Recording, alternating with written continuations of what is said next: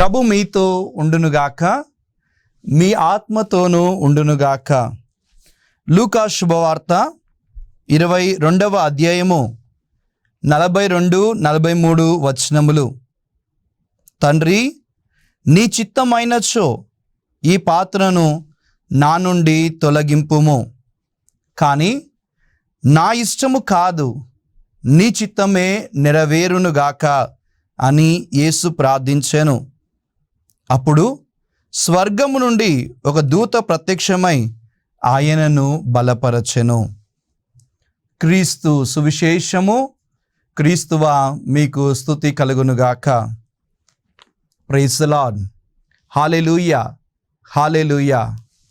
క్రీస్తునాథుని యందు ప్రియ సోదరి సోదరులారా, దివ్యవాణి వీక్షకులారా, మీ అందరికీ ప్రభు యేసు నామములో క్రీస్తు సందేశము అను ఆధ్యాత్మిక కార్యక్రమమునకు స్వాగతం, సుస్వాగతం. ఈరోజు మనం ధ్యానించే అంశం, నీ నిర్ణయం ఎలా ఉండాలి. నీ నిర్ణయం ఎలా ఉండాలి అను అంశమును మనం ధ్యానించుటకు ప్రయత్నం చేద్దాం. నిజమే ప్రియ బిడ్డలారా, జీవితంలో మనం అనేక నిర్ణయాలను చేస్తూ ఉంటాం. ముఖ్యంగా జూన్, జూలై, ఆగస్టు నెలలలో అనేక మంది అనేక నిర్ణయాలు చేస్తూ ఉంటారు. చదువుకునే పిల్లలు ఏ స్కూలుకు వెళ్ళాలి అని తల్లిదండ్రులు నిర్ణయాలు చేస్తూ ఉంటారు. వ్యవసాయం చేసేవారు ఏ విత్తనాలు నాటాలి, పొలంలో ఏ రకమైన విత్తనాలు నాటాలి, ఏ రకమైన విత్తనాలు వేస్తే పంట బాగా వస్తుందని వారు నిర్ణయాలు తీసుకుంటారు. అదేవిధంగా వీరందరూ నిర్ణయాలు తీసుకున్నట్లుగా ఆధ్యాత్మిక జీవితానికి కూడా మనం కొన్ని నిర్ణయాలు తీసుకోవాలి. ఎందుకంటే ప్రతి నిర్ణయం ఒక విలువ కలిగినది. ప్రతి నిర్ణయం తర్వాత మన జీవితాలను అది ఎంతో ప్రభావితం చేసే నిర్ణయాలుగా మారుతాయి. పరిశుద్ధ గ్రంథంలో కూడా అనేక మంది అనేక నిర్ణయాలు తీసుకున్నారు. ఎవరెవరు ఏ నిర్ణయాలు తీసుకున్నారు, దానివల్ల వాళ్ళ జీవితం ఎలా ప్రభావితమైంది, మనం ఎలా నిర్ణయాలు తీసుకోవాలి అన్న అంశాన్ని మన ఆధ్యాత్మిక జీవితం కోసమై మనం కాసేపు ధ్యానించుదాం. ఆది కాండము 6వ అధ్యాయంలో మనం చూసినట్లయితే నోవా అనే ఒక వ్యక్తిని మనం చూస్తూ ఉన్నాం. ఆ నోవా అనే వ్యక్తి ఏ నిర్ణయం తీసుకున్నాడు అంటే, వాక్యాన్ని చదువుకుందాం. ఆది కాండము 6వ అధ్యాయము 14వ వచనము. దేవుడు నోవాతో ఇట్లా నేను, చితిసారకపు చెట్టు కొయ్యతో నావను నిర్మించుము. ప్రభు అడుగుతున్నాడు నోవాను, ఒక ఓడను నిర్మించుకో. ఎందుకంటే ఈ ప్రపంచమంతా పాపమయమైంది, ఈ పాపమును నీ తుడిచివేస్తాను. 40 రోజుల పాటు కుండపోత వర్షం రాబోతూ ఉంది. దాని నుండి నువ్వు కాపాడబడాలంటే నీ ఒక ఓడను నిర్మించుకో అని ప్రభు నోవాకు తెలియజేశాడు. అప్పుడు నోవాకు ముందు లక్ష్యం ఓడను నిర్మించడమా, ఓడను నిర్మించకుండా ఉండడమా అన్నది ఆయన లక్ష్యం, ఆయన నిర్ణయం. అటువంటి సందర్భంలో నోవా తెలివైన వాడు. ఎందుకంటే దేవుని వాక్యం చెప్తుంది, ఆది కాండము 6వ అధ్యాయము 9వ వచనంలో, దేవునకు నోవా సహచరుడే జీవించాడు, అనగా దేవునితో జీవించాడు. అందుకే ఆయన దేవుని నిర్ణయానికి ఎస్ అని చెప్పాడు, అవును అని చెప్పాడు. దేవుడు చెప్పినట్లు నోవా ఓడను నిర్మించుకున్నాడు, ఓడలోకి వెళ్ళాడు. 40 రోజుల కుండపోత వర్షము నుండి, జల ప్రళయము నుండి నోవా తన్ను తన కుటుంబాన్ని కాపాడుకున్నాడు. ఈ అంశం మనకు నేర్పిస్తున్న సత్యం ప్రియ బిడ్డ, మన నిర్ణయాలు దేవుని మీద ఆధారపడి తీసుకునే నిర్ణయాలుగా ఉండాలి. దేవుని వైపు చూసి మన నిర్ణయం తీసుకోవాలి. చాలాసార్లు చాలా నిర్ణయాలు మన సొంతంగా తీసుకుంటాం, మన జ్ఞానంతో తీసుకుంటాం, మన యొక్క తెలివితో తీసుకుంటాం. ఫలితంగా ఆ నిర్ణయాలు మన జీవితానికి ప్రభావితం చేయలేకుండా పోతున్నాయి. నీవు నీ కుటుంబం కాపాడబడాలంటే నోవాలాగా దేవునికి సహచరుడై దేవుడు చెప్పినట్లు నీవు నిర్ణయం తీసుకో. ఆ నిర్ణయమును ప్రభు ఆశీర్వదిస్తాడు, నిన్ను నీ కుటుంబాన్ని జల ప్రళయం నుండి కాపాడుతాడు. మరి నోవాలాగా ప్రియ బిడ్డ, నీవు కూడా దేవుని మీద ఆధారపడి నిర్ణయం తీసుకోగలవా? ఒకసారి పరిశీలన చేసుకో. మనం పరిశీలన చేసినట్లయితే ఆది కాండము 13వ అధ్యాయంలో ఇంకొక నిర్ణయము మనకు కనిపిస్తుంది. ఎవరిది ఆ నిర్ణయము అంటే లోతు నిర్ణయము.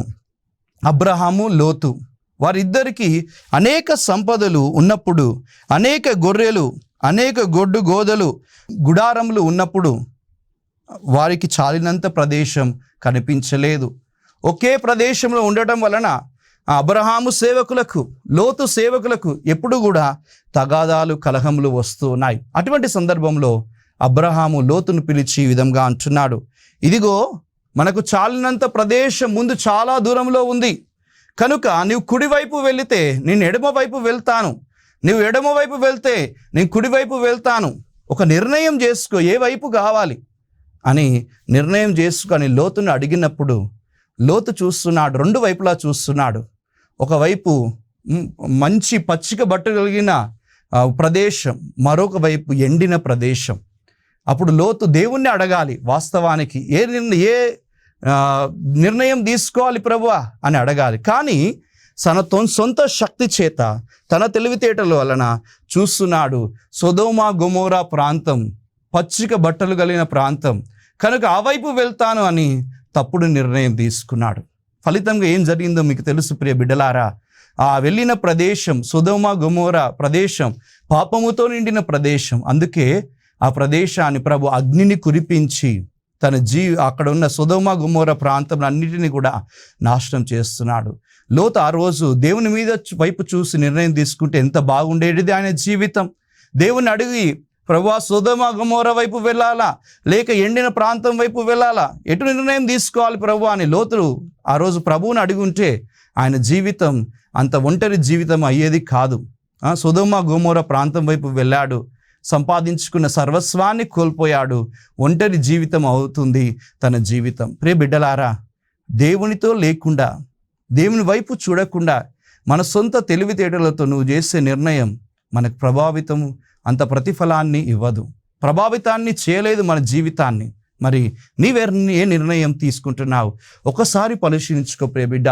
నువ్వు చదివేటప్పుడు, ప్రియ చిన్న బిడ్డలారా, నువ్వు చదివేటప్పుడు నాకు జ్ఞానము ప్రసాదించుము దేవా అని ప్రభు వైపు చూసి దేవుని చదువుకుంటున్నావా, లేక నీ సొంత శక్తి మీద ఆధారపడి నీవు చదువుకుంటున్నావా? మన సొంత శక్తి పనికిరాదు. ఎందుకంటే జకర్యా గ్రంథము 4వ అధ్యాయం 6వ వచనం ఏం చెప్తుందంటే, సొంత సైన్యము బలం వలన కానీ, లేకపోతే సొంత శక్తి వలన కానీ నీకు విజయం రాదు, కానీ నా ఆత్మశక్తి వల్లనే నీకు విజయం వస్తుందని ప్రభు వాగ్దానం వస్తున్నాడు. మరి నీవు దేవుని శక్తి మీద ఆధారపడి నిర్ణయం చేయగలవా? మరొక వైపు అబ్రహాము ఎండిన ఎడారి వైపు వెళ్ళాడు, ప్రభు మీద ఆధారపడ్డాడు, ప్రభు వైపు చూశాడు, ప్రభుతో కలిసి నిర్ణయాలు తీసుకున్నాడు. అందుకే ఆయన జీవితం ఎలా ఉంటుంది? ఇసుకలో ఉన్న రేణువుల వలె ఆయన సంతతి అభివృద్ధి చెందుతుంది, జాతులకు తండ్రిగా మారుతున్నాడు. మరి నీవు అబ్రహాములాగా దేవుని మీద ఆధారపడి నిర్ణయం తీసుకుంటావా? లోతులాగా దేవుని మీద ఆధారపడకుండా నీ నిర్ణయం తీసుకుంటున్నావా? ఒకసారి పరిశీలన చేసుకో ప్రియ బిడ్డలారా. ఆది కాండంలో మరొక నిర్ణయం మనం చూసినట్లయితే యోసేపు జీవితంలో మనకు కనిపిస్తుంది.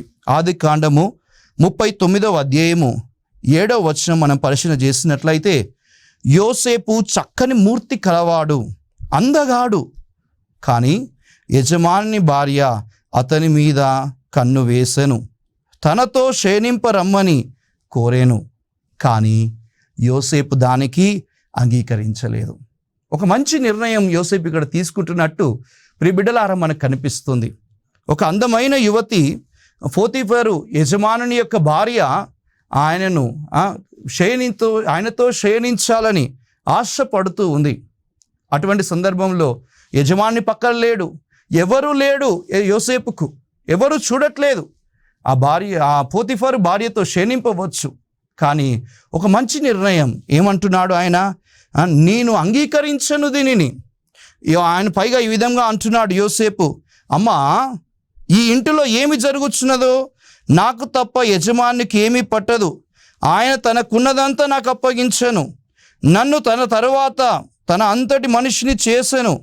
నీవు ఆయనకు భార్యవు కావుననే నీ ఒక్కదాన్ని తప్ప మిగిలినదంతా నాకు అప్పగించను. నేనింత దుష్కారం ఎట్లు ఒడిగట్టుదును?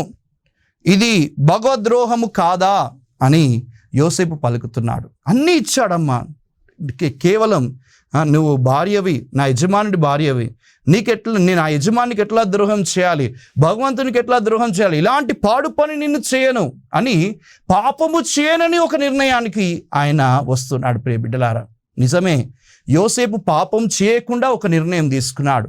నేను పాపానికి పాల్పడను అని ఒక నిర్ణయం తీసుకున్నాడు. ఆ నిర్ణయం వలన ఆయన జీవితం ఎలా అవుతుంది? 2వ అంతస్తు, ఐగుప్తు దేశానికి 2వ అధికారిగా మారుతున్నాడు. ప్రియ బిడ్డ, పాపం చేయనని నువ్వు నిర్ణయం తీసుకొనగలవా? నీ ఆధ్యాత్మిక జీవితం అభివృద్ధి చెందాలంటే ఒక నిర్ణయం ఏంటంటే, నేను పాపం చేయను అని ఒక నిర్ణయం నువ్వు తీసుకోగలగాలి. ఆ యోసేపు పాపం చేసే అవకాశం ఉంది, పవలించే అవకాశం ఉంది, కానీ పాపాన్ని దూరంగా కాలుతో తన్నాడు. పవలింపే ఆ యొక్క బుద్ధిని దూరంగా కాలదన్నాడు. ఫలితంగా ఆయన జీవితం అభివృద్ధి చెందుతుంది. ప్రియ బిడ్డలారా, ఈ రోజుల్లో మనం చూస్తూ ఉన్నాం, చిన్న అవకాశం వస్తే చాలు మోసాలు చేయొచ్చని మనం అనుకుంటాం. చిన్న అవకాశం వస్తే చాలు పాపము చేసి డబ్బులు సంపాదించవచ్చని మనం అనుకుంటాం. చిన్న అవకాశం వస్తే చాలు ఇతరులకు ద్రోహం చేసి జీవితాన్ని అభివృద్ధి పరుచుకోవాలని చూస్తావు. ఈ నిర్ణయాలు నువ్వు చేస్తే నీ జీవితం అధోగతి పాలవుతుంది. కానీ ప్రియ బిడ్డ, యోసేపు లాంటి నిర్ణయం, నేను పాపము చేయను అని నిర్ణయం నీవు చేయగలవా? ప్రతిసారి పాప సంగీతానికి వెళ్ళినప్పుడు ప్రభుతో చెప్తాం ఉత్తమ మనస్తాప జపములో, ఇక మీదట ఇటువంటి పాపము చేయనని నిండు ప్రతిజ్ఞ చేయించున్నాను, గట్టి ప్రతిజ్ఞ చేయించున్నాను అని మనం చెప్తాం. ఆ మాటకు నువ్వు విలువ ఇవ్వగలవా? పాపం చేయకుండా ఉండగలవా?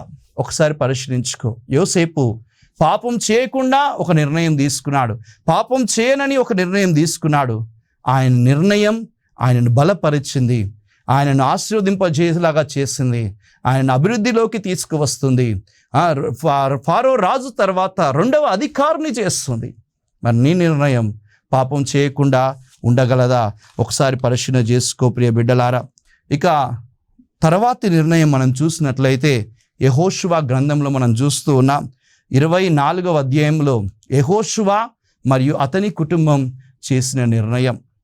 ఇజ్రాయేల్ ప్రజలందరూ కూడా వేరే దేవతలను పూజించడానికి వారి నిర్ణయాలు తీసుకుంటున్నప్పుడు ఆయన అంటున్నాడు, యెహోషువ అంటున్నాడు, నేనును నా కుటుంబమును యావేను మాత్రమే పూజింతుము, యావేను మాత్రమే సేవిస్తాము. ఆయనే నాకు దేవుడు, ఎన్నో గొప్ప కార్యాలు చేశాడు ఆయన, అందుకే ఆయన నాకు దేవుడు, నా కుటుంబానికి దేవుడు, ఆయనను మాత్రమే పూజిస్తాము అని ఆయన ఒక నిర్ణయం తీసుకున్నాడు. ఆ నిర్ణయం వల్ల యెహోషువ జీవితం అభివృద్ధిలోనికి వస్తుంది. చాలాసార్లు ప్రియ బిడ్డలారా, మనం ఇలాంటి నిర్ణయాన్ని మనం తీసుకోలేకపోతున్నాం. ఈ లోకంలోని వస్తువులను ప్రేమించి ఈ లోకమును పూజించే వారిగా ఉంటూ ఉన్నాం. ఆ రోజు యెహోషువ ముందు 2 ఆలోచనలు ఉండవచ్చు. మొదటిది, అందరిలాగా ఆయన కూడా ఇతర దేవతలను పూజించవచ్చు, లేకపోతే యావేను పూజించవచ్చు. ఈ రెండింటి మధ్యలో ఒక నిర్ణయం, నేనును నా కుటుంబము ప్రభువును మాత్రమే పూజింతుము, ఆయనను మాత్రమే సేవింతుము అన్న నిర్ణయం ఆయన జీవితాన్ని అభివృద్ధిలోనికి తీసుకుని వచ్చింది. ప్రియ బిడ్డ, ఈరోజు నీవు డబ్బును ప్రేమిస్తూ డబ్బుతో ఉంటున్నావేమో, అధికారమును ప్రేమించి అధికారంతో ఉంటున్నావేమో, లేకపోతే అంతస్తులను ప్రేమించి వాటితో ఉంటున్నావేమో, వాటిని పూజించాలని ఆశపడుతున్నావేమో. కానీ ఆ నిర్ణయాలు పనికిరాని నిర్ణయాలు, ఆ నిర్ణయాలు నిన్ను ప్రభు వద్దకు చేర్చలేని నిర్ణయాలు. కానీ అసలైన నిర్ణయం ఏంటంటే, నేను నా కుటుంబం ప్రభును మాత్రమే పూజింతుము. ప్రభును పూజిస్తావా? ప్రభును గౌరవిస్తావా? ప్రభువును ఆరాధించే నిర్ణయం నువ్వు తీసుకుంటావా? యెహోషువ ప్రభును ఆరాధిస్తానని ఒక మంచి నిర్ణయం తీసుకున్నాడు. ఆ నిర్ణయానికి కట్టుబడి ఉన్నాడు. అందుకే ఆయన జీవితం ఫలభరితం అవుతుంది, ఆయన జీవితం అభివృద్ధి చెందుతుంది.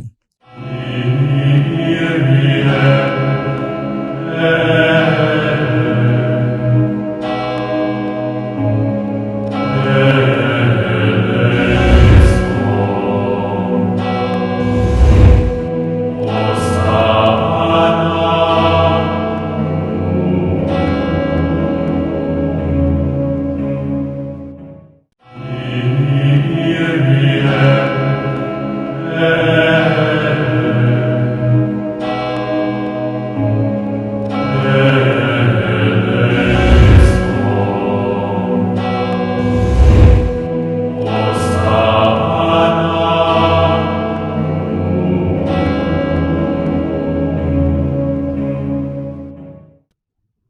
ఎలీమెలెకు నివసిస్తున్న దేశములో వచ్చింది. అటువంటి సందర్భంలో ఆ పెద్ద కరువును నుండి బయటకు రావడానికి బెత్లెహేము నగరమును ఆయన వీడుతున్నాడు. ఎలీమెలెకు అనే వ్యక్తి బెత్లెహేము నగరంలో నివసిస్తూ ఉన్నాడు. అటువంటి ప్రాంతంలో కరువు వచ్చినప్పుడు ఆయన ఒక నిర్ణయం తీసుకుంటున్నాడు. ఏమని? బెత్లెహేము నగరాన్ని వీడిపోయి మోవాబు దేశానికి వెళ్ళాలని. వాస్తవానికి బెత్లెహేము అనేది పవిత్ర ప్రదేశం, పవిత్ర స్థలం. ఆ పవిత్ర స్థలంను వీడిపోవాలనే నిర్ణయం అంత సరి అయిన నిర్ణయం కాదు. పైగా బెత్లెహేము అనే పదానికి అర్థం ఏంటంటే రొట్టెల ఇల్లు. అంటే ఆ ఇళ్ళలో ప్రభు తన రొట్టెనిచ్చి పోషిస్తాడు అనే అర్థం. కానీ ఆ రొట్టెల ఇల్లును ఎలీమెలెకు ఆయన కుటుంబం వీడిపోవాలని నిర్ణయం తీసుకుంది. మోవాబు దేశానికి వెళ్ళాలని నిర్ణయం తీసుకుంది. ఆ నిర్ణయం ఆయన జీవితాన్ని ఇంకా అధో స్థితికి తీసుకొని వెళ్తుంది. అంటే పవిత్ర స్థలాలను వీడాలన్న నిర్ణయం మనల్ని అధో స్థితికి తీసుకొని వెళ్తుంది. ఎలీమెలెకు అంటే నా రాజు, దేవుడు నా రాజు అని అర్థం. ఎలీమెలెకు అంటే దేవుడు నా రాజు అని అర్థం. రాజుగా ప్రభు తప్పకుండా కరువులోను కూడా పోషిస్తాడు అన్న నమ్మకం ఎలీమెలెకులో ఉండాలి. కానీ ఎలీమెలెకు లేదు అంత నిర్ణయం. అందుకే ఆయన రాజును వీడుతున్నాడు, పవిత్ర స్థలాన్ని వీడుతున్నాడు, మోవాబు దేశం పక్క దేశానికి వెళ్తున్నాడు. అందుకే ఆ దేశములో ఆయన కుటుంబము ఇంకా ఘోరమైన స్థితికి వెళ్తుంది.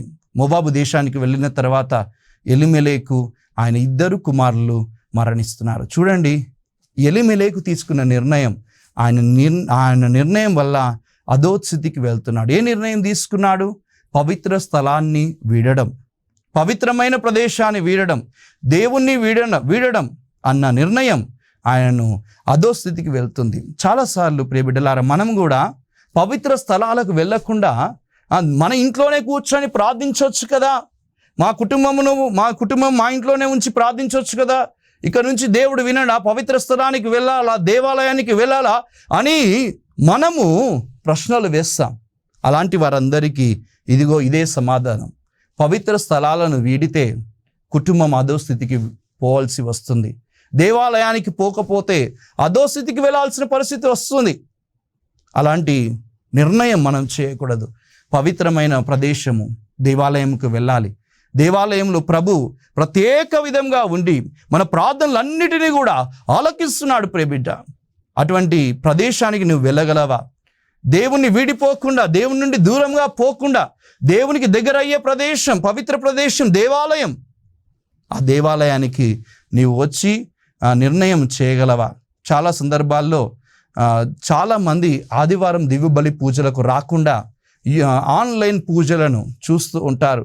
లేకపోతే దివ్యవాణి ఛానల్లో వస్తుంది కదా, ఇంకా గుడికి ఎందుకు పోవాలి అని ప్రశ్నిస్తున్నారు ఈ రోజుల్లో. కానీ పవిత్ర స్థలాన్ని నువ్వు వీడితే, పవిత్ర స్థలం నువ్వు రాకపోతే దేవుని ఆశీర్వాదాలను నీవు కోల్పోతున్నావు. నీకు మంచి ఆరోగ్యం ఉండి దేవాలయానికి రాకపోతే దేవుని ఆశీర్వాదం కోల్పోవడం తప్పక జరుగుతుంది. కాబట్టి ప్రియబిడ్డలారా, నీవు దేవాలయానికి రమ్ము, పవిత్ర స్థలాన్ని వీడకుము, పవిత్రమైన ప్రదేశమునకు వచ్చే నిర్ణయం నువ్వు చేయాలి. ఆ నిర్ణయాన్ని నీవు చేయగలవా? ఇక అదే రూతు గ్రంథంలో మనం చూస్తూ ఉన్నాం.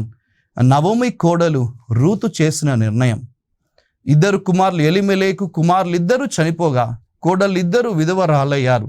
నవోమి కష్టంలో ఉంది మోవాబు దేశంలో. అటువంటి సందర్భంలో నవోమి తన 2 కోడళ్ళు అయిన ఓర్ఫాని మరియు రూతును పిలుస్తుంది. వాళ్ళతో అంటుంది, ఇదిగో ప్రియ కోడళ్ళారా, నేను నా దేశానికి వెళ్తున్నాను, మళ్ళా బెత్లెహేమునకు వెళ్తూ ఉన్నాను.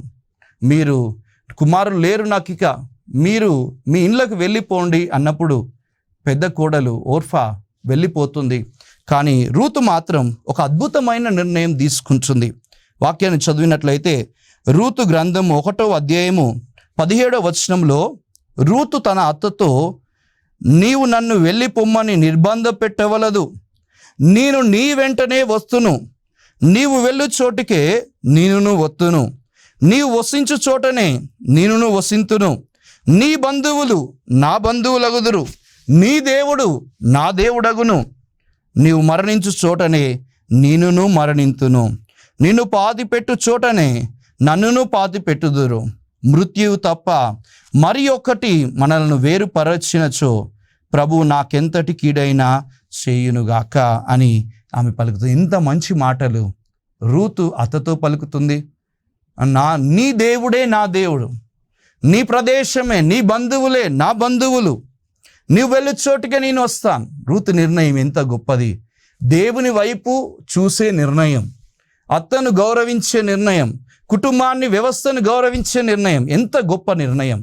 అలాంటి నిర్ణయం చేసింది కనుకనే రూతు పేరు మనకు యేసుక్రీస్తు వంశావళిలో ప్రభు ఆమెను ఆశీర్వదించి వచ్చేలాగా ఆశీర్వదిస్తున్నాడు. రూతు ఇక్కడ పలికింది కాబట్టే కుటుంబ వ్యవస్థను గౌరవించింది రూతు. అదేవిధంగా దేవుణ్ణి గౌరవించింది, ఇతరులను గౌరవించింది. తన సొంత నిర్ణయం తీసుకోలేదు. దేవుని వైపు చూసి నీ దేవుడే నా దేవుడు అని నిర్ణయం తీసుకుంటుంది. ఆ నిర్ణయం రూతుని అభివృద్ధి పరిలోకి తీసుకువచ్చింది. యేసయ్య వంశావళిలో తన పేరును రాపించుకునేలా చేస్తుంది. ప్రియ బిడ్డలారా, మరి నీ నిర్ణయం? చాలాసార్లు కుటుంబము వ్యవస్థను అగౌరవపరిచే నిర్ణయాలు ఈ రోజుల్లో మనం చూస్తూ ఉన్నాం. వివాహాలు చేసుకుంటారు, కానీ కొన్ని రోజుల్లోనే విడిపోవాలని నిర్ణయాలు. ఈ నిర్ణయాల వలన అటు దేవునికి ఇచ్చిన మాటలో నీవు దేవుణ్ణి మోసం చేస్తున్నావు, అలానే సమాజానికి ఇచ్చిన మాటలో సమాజాన్ని మోసం చేస్తున్నావు. ఇలాంటి నిర్ణయాలు నిన్ను అధోగతి పాలు చేస్తాయి. ప్రియ బిడ్డలారా, యేసుక్రీస్తు వంశావళిలో, పవిత్ర గ్రంథములో, జీవ గ్రంథములో నీ పేరు లేకుండా చేసే ప్రమాదం ఉంది ఇలాంటి నిర్ణయాల వలన. కానీ రూతులాగా కుటుంబ వ్యవస్థను గౌరవించి ఎన్ని బాధలు వచ్చినా, ఎన్ని కష్టాలు వచ్చినా కుటుంబ వ్యక్తులతో కలిసి మెలిసి జీవించడము అనే నిర్ణయం కుటుంబాలను బలపరుస్తుంది, కుటుంబాలను ఆశీర్వదించేలా చేస్తుంది. మరి రూతులాగా నువ్వు నిర్ణయం తీసుకోగలవా? కుటుంబ వ్యవస్థను గౌరవించగలవా? మరియు దేవుణ్ణి గౌరవించగలవా? దేవుని దగ్గరకు రాగలవా?